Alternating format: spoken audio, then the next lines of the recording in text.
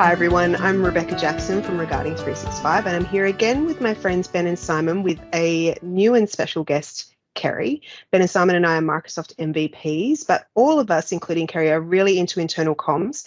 And our hot topic that we want to talk about today, is our cameras. And we're all camera on, but are you a camera off person? And that's what we want to kind of have a chat about. And I'm going to ask Simon to launch off because he's read something recently which is really interesting in this space. Thanks, Rebecca. Look, the issue that I picked up on recently was a bit of research from Applied Psychology Journal around the idea that it's actually the cameras that are creating some of the fatigue many people are reporting in this new working environment. We're not used to kind of dealing with the cameras continuously on, and particularly seeing our own reflection as we kind of go about our meetings in the thing. So I think it's a really interesting question that it starts to raise about, do we have too much, too little, just the right amount of camera? What do you think, Kerrie? I'd have to agree with that, and I've kind of read some balancing research in regard to women in particular around how the female community is actually finding it really hard being kind of prepared for meetings and showing up in, the professional manner that they want to. And it's been a real struggle from a psychological well-being. So the question of, comes back to, what is the purpose of the camera on versus the purpose of the camera off? And Ben, I think you've got some thinking on that. I think that the technology has certainly travelled a path of over-promising and perhaps under-delivering on the way out. So we started off with, not everyone had a camera at the beginning of this, certainly from home. People's laptops, whatever, weren't quite capable. Then we had the camera and we had background blur, background replace, a whole bunch of other things, little UI kind of additions along the way so that you can see yourself and maybe you always being in the corner is part of the issue or not. But all these things kind of promise that the meetings will get better and they'd get closer to being reality in-person kind of events.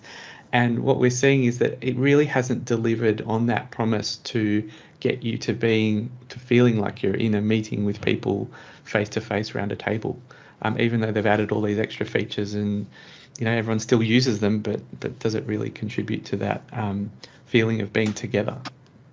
Yeah, that just made me think about there was a hologram demo really recently, and I saw that demo and I was like, oh, now I'm going to have to think about wearing pants again. Like we've just gotten used to doing the camera thing from here up, and we've got our backgrounds, and yes, I put my makeup on, and I did the thing in Zoom where I made my face all because, I agree, Kerrie, like I'm looking down the camera and I still want to look good, particularly if we're recording. But there's a lot going on there, and yeah, the technology isn't always delivering on the promise. For me, one of the biggest things that I've been thinking about in the last 12 months is that, I think as an internal comms person, I don't know if you'll relate to this, it's, how do we make everyone put their camera on? How do we, do that? Technology plays a part. Does everyone have a camera in the first place? But also, do we actually need the camera? What's the purpose of the camera in the meeting? Is it required? And also, can we or should we force people to use their camera? And people who know me, who may or may not watch this video, will know I'm a big advocate for camera on, but I always ask. Like I always really delicately try to position, and I don't want people to seem like I'm forcing them to put their camera on, because I don't think that's okay. What do you guys reckon? I think that's fair, Rebecca. I think there are situations, and I've had one. I do a lot of presenting. And it can be really challenging to convey a really engaging presentation because, you've got to do the media thing, stare down the barrel, really sell. And I had one recently where the entire audience turned their cameras off when I started presenting.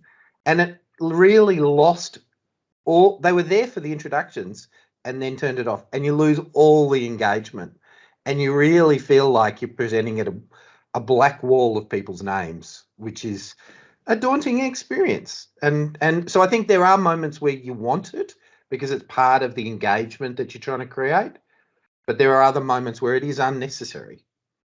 Yeah, and you just made me think, like, Kerrie, Ben, if you had to coach a leader on that situation that Simon's just described, what would you say to them? Because that's something that, like, leaders are encountering every day at the moment, right? So what I've actually started doing is allowing employees to kind of choose, but I've sort of said to leaders at the beginning of a meeting, always say, hey, I want to just, quickly see you all. Let's have a informal chat, a very balanced, just, how's your day? Is it sunny where you are or whatever? What's sort of shooting the breeze conversation with cameras on. And then when it gets down to the kind of business piece, if you need to ask a question, come back onto camera. But otherwise, if you really aren't comfortable or you don't like using camera, you can go off. But, there's that premise of coming back on if you want to ask a question so people see who you are and know who you are. But that's been in smaller kind of environments. It's a hard one when you're presenting to people that aren't people you're normally presenting to. It's like they're not employees. So like Simon was saying, he's presenting to probably a raft of different people from all different organizations and different backgrounds, and being off camera in that situation would just, gosh, I think I would have struggled to continue in that environment, Simon. So hats off to you for continuing to be able to even talk kind of and feel engaged or otherwise. It's kind of it's the live events scenario, right? And I don't know if that's the tool that you were using, Simon, but you don't have a choice with a tool like that. You really are just staring down the barrel. Yeah, look, I mean, it wasn't a live event, and that was what was disconcerting about it. It was a Teams meeting. So what made it somewhat, I mean, I have experience in that live events and webinar format. So kind of as a leader, I kind of helped to roll through that. But as you were saying, Rebecca, not every leader and not every person who's a communicator is used to that environment, and coaching someone through what's required to keep going and get some engagement from an audience in that context is a challenge. And also just having sort of familiarity with the tech, like they've sort of half tried to solve some of these problems, again, not very well, but you have the presenter modes and other things happening that allow you to half see what you're presenting and half look at the people in the audience and stuff like that. And a lot of people aren't comfortable with all those settings, and you need to have a practice in a meeting with other people to know what to do. And it's a different world nowadays from just, I've got a PowerPoint on one screen, I can look up at the audience in the other, and just see what's going on. Like I've got all these settings on my computer to try and manage what is an equivalent to an in-person event, but people often don't use them because they're not familiar with them. And that in that presentation in the moment is probably not the time to experiment. It can be, but probably Absolutely. not the time. And so just conscious of the time and trying to keep it tight, I'm going to let Kerrie start with her first final thought on camera on, camera off.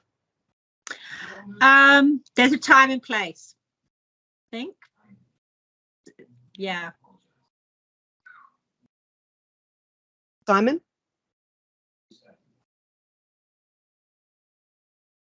We've lost you, Simon. You're on mute, Simon. You're on mute. I'll decide Rebecca, later whether to edit that out or not. Rebecca, you laid it out beautifully before, which is make it a conversation. Should cameras be on? Should they be off? Can cameras enhance the conversation, or do they create issues for people? And I think it's as simple as having a discussion about those topics as we go into each meeting. Ben, the technology man. Well, not just the technology, but yeah, you're absolutely right. This is about people having choice and deciding what that image wants to convey, and turning up and having a camera on conveys something, not having a camera on conveys something else. We need to understand what that means, and we need to understand what image we're projecting and how that's interpreted by others. Yeah, I'm going to steal my final thought because it's something that Kerrie said, I think, before we were recording, and psychological safety is really, really key here. Whether you're someone joining a meeting, whether you're a leader and someone who runs meetings, it's being in that space to have the safety. And I think we've all given some great tips that we can consider, and hopefully anyone who's watching this can consider as well. So I'll wrap it up there because my watch is vibrating and that says we're definitely out of time. I would like to say thank you very much to Ben, Simon and Kerrie for having this chat with me. It's so much fun being able to delve into these topics. And I think I said this last video, we're thinking about doing this regularly. So if you like it, let us know and we'll do more. And we'll do the thing where we point like, leave comments down below and like and subscribe or that type of stuff.